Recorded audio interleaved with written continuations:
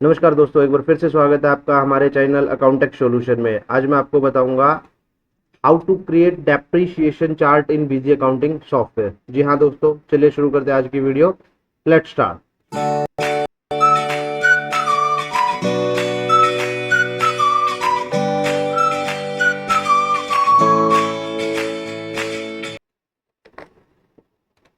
दोस्तों, बिजी के अंदर बिजी सॉफ्टवेयर आपको ऑटोमेटिकली डेप्रीशिएशन चार्ट बना के देता है। आप उसको कैसे निकाल सकते हैं और कैसे उस चार्ट को प्रिंट भी कर सकते हैं और उससे चार्ट से आप चेक भी कर सकते हैं कि क्या हमने जो डेप्रीशिएशन कैलकुलेट किया है और जो बीजी के अंदर कैलकुलेट हुआ है क्या वो सही है, हमारे करने में गलती है या हमारे सिस्टम में जो रिपोर्ट दिखा रहा है वो अलग है। तो देखिए, सबसे पहले आपको डिस्प्ले में जाना है। डेप्रीशिएशन चार्ट का आपको एक ऑप्शन दिया गया है। यहाँ पर आपको इनकम टैक्स एक्ट के अकॉर्डिंग डेप्रीशिएशन चार्ट ये है कैलकुलेट करके देता है जो भी आपकी फिक्स एसेट्स होती है। अब मान लीजिए मैं पहले आपको दिखा देता हूँ फाइनल रिजल्ट्स के अंदर, बैलेंस शीट के अंदर हॉरिजॉन्टल। हम यहाँ पर अपनी बैलेंस शीट में देख लेते हैं कि हमारी फिक्स एसेट्स क्या है। यहाँ पर देखिए, फिक्स एसेट्स में हम जाके देखेंगे हमारे पास तीन फिक्स एसेट्स डली हुई है। एक कंप्यूटर है, एक फर्नीचर फिक्सचर है एंड एक प्लांट एंड मशीनरी है। अब इन तीन अकाउंट्स पे, तीन फिक्स एसेट्स पे हमें डेप्रीशिएशन कैलकुलेट करना है ईयर एंड के अंदर। तो उस डेप्रीशिएशन को कैसे कैलकुलेट करते हैं हम? एक तो मैनुअल एक्सेल में कैलकुलेट करते हैं, उसका जो डेप्रीशिएशन परसेंटेज होता है उस पर कैलकुलेट करते हैं। दूसरा हम क्या करेंगे, अब हम यहाँ पर बीजी के अंदर ही चार्ट निकालेंगे जो हमें वो कैलकुलेट करके देगा। बिना एंट्री करे ही वो आपको एक चार्ट बना के देगा। अगर आपका वो आपको कैलकुलेशन आपकी सही होती है, मैच होती है, तो आप उसी के अकॉर्डिंग बीजी के अंदर एंट्री कर सकते हैं। तो यहाँ पर आपको सबसे पहले क्या करना है, डिस्प्ले में जाना है। डिस्प्ले में डेप्रीशिएशन चार्ट में इनकम टैक्स एक्ट में जाना है। यहाँ पर ये आपसे पूछेगा डेप्रीशिएशन अकाउंट के अंदर आपको अकाउंट कौन सा सिलेक्ट करना है। तो यहाँ पर आपका जो भी अकाउंट आपने जिस नाम से बनाया हुआ है डेप्रीशिएशन का, तो हमारे में डेप्रीशिएशन अकाउंट डाला हुआ है। Account name to be shown by name, amount rounding off automatic up to ₹1। Okay करेंगे। तो अब ये क्या करेगा, हमारे कंप्यूटर के अंदर जितनी भी फिक्स एसेट्स हैं वो बाय डिफॉल्ट ऑटोमेटिकली हमें यहाँ पर लिस्ट दे देगा। उसके अंदर चाहे ओपनिंग बैलेंस हो या एंट्री हो या ना हो, टोटल आपकी जितनी भी फिक्स एसेट्स के लेजर बने हुए हैं वो आपको यहाँ पर शो करेगा। अब मान लीजिए, जैसे देखिए हमारा यहाँ पर कैपिटल इक्विपमेंट दिखा रहा है जिसके अंदर ना तो हमारा कोई ओपनिंग बैलेंस है, ना ही हमारी इस साल में कोई सेल या परचेज हुई है। तो यहाँ पर ये क्या दिखा रहा है कि जीरो, यहाँ पर आपको कोई भी एंट्री या कोई भी अमाउंट नहीं दिखा रहा। उसके बाद है कंप्यूटर्स। कंप्यूटर में हमारा जो डेप्रीशिएशन लगा हुआ है वो 40% लगा हुआ है। हमारी जो फिक्स एसेट्स है कंप्यूटर के अंदर वो पिछले साल से चली आ रही है, उसका ओपनिंग बैलेंस है 28,000 रुपये। तो हमारा इस साल के अंदर उसमें कोई भी एडिशन नहीं हुआ है, कोई भी हमने कंप्यूटर के अंदर कोई भी फिक्स एसेट्स परचेज नहीं करी है। तो यहाँ पर addition first half, addition second half और सोल्ड और रिमूव हमने कोई बेची भी नहीं है। तो हमारी पूरे साल में कोई एंट्री नहीं हुई है। तो फाइनल वैल्यू क्या है, 28,000। अब इस 28,000 रुपये में डेप्रीशिएशन क्या चार्ट होना है according to income tax act, वो आपका होगा 11,200 रुपये। तो यहाँ पर आपका depreciation to be chart amount ये इसने शो कर दिया है। क्यों? क्योंकि कंप्यूटर में 40% निकलता है, बनता है। तो 28,000 का 40% जो बनेगा वो 11,200 रुपये बनेगा। तो इसको घटाने के बाद आपकी जो WDV वैल्यू आएगी, यानी कि क्लोजिंग बैलेंस जो आएगा आपकी एसेट्स का, वो आएगा 16,800 रुपये। सेम हमारी फर्नीचर एंड फिक्सर के अंदर है जिसपे हमारा रेट ऑफ परसेंटेज है डेप्रीशिएशन का, वो है 10%। हमारी ओपनिंग बैलेंस थी 12,440 रुपये, जिसमें भी हमारी कोई परचेज या सेल नहीं हुई है पूरे ईयर में। तो फाइनल वैल्यू सेम रहेगी। डेप्रीशिएशन उस पर 10% कैलकुलेट करेंगे तो 12,44 आएगा, जिसकी रिटर्न डाउन वैल्यू बनती है 11,196। उसके बाद आता है ऑफिस इक्विपमेंट, जिसके अंदर हमने कोई भी ओपनिंग और या हमारी कोई भी परचेज नहीं है। अब बात आती है नेक्स्ट की प्लांट एंड मशीनरी।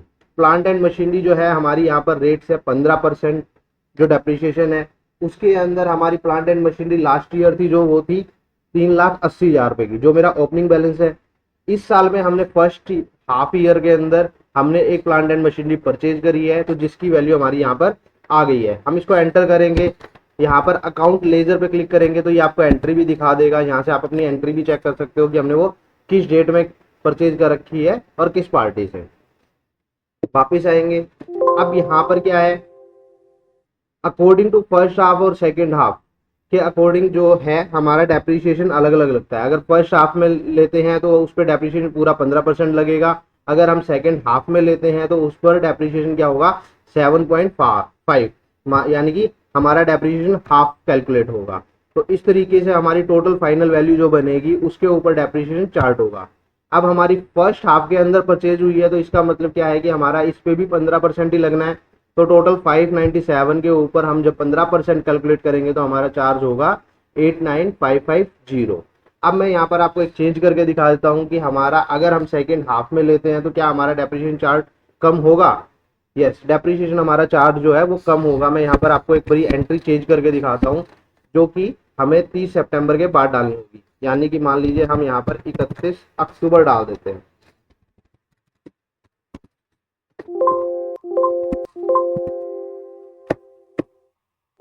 तो ये देखिए अब हमारी जो है वो एंट्री सेकेंड हाफ के अंदर हो गई है।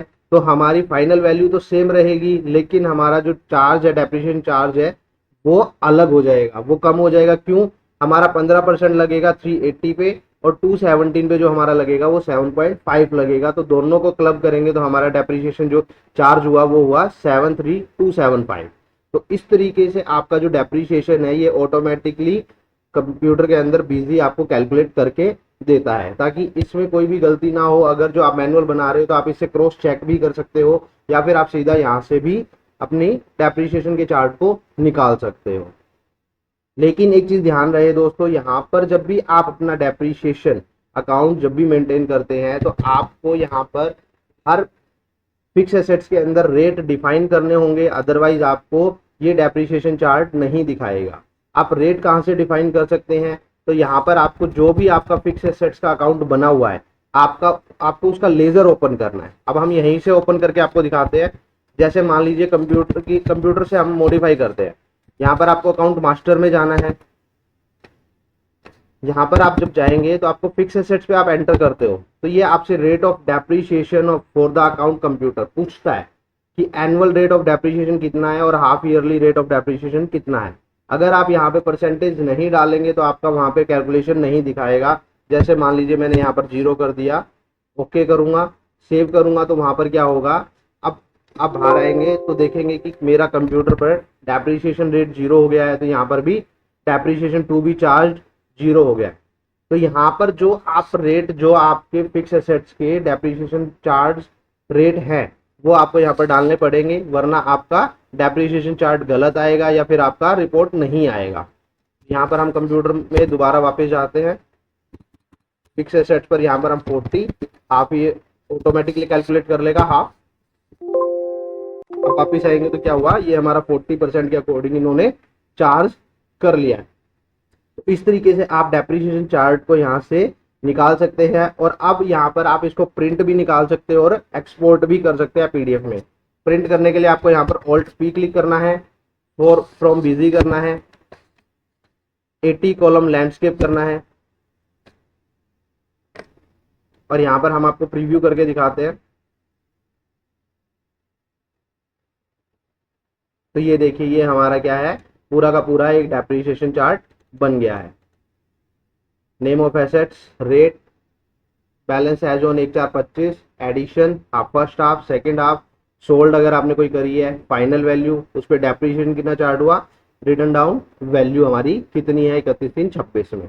तो इस तरीके से आप इसको प्रिंट भी निकाल सकते हैं और यहाँ पर जाकर पीडीएफ में आप इसको सेव भी कर सकते हैं। तो थैंक यू दोस्तों आज की वीडियो के लिए। आपको हमारी वीडियो कैसी लगी कमेंट करके जरूर बताएं और हमारे चैनल को लाइक शेयर एंड सब्सक्राइब करना ना भूलें। Thank you.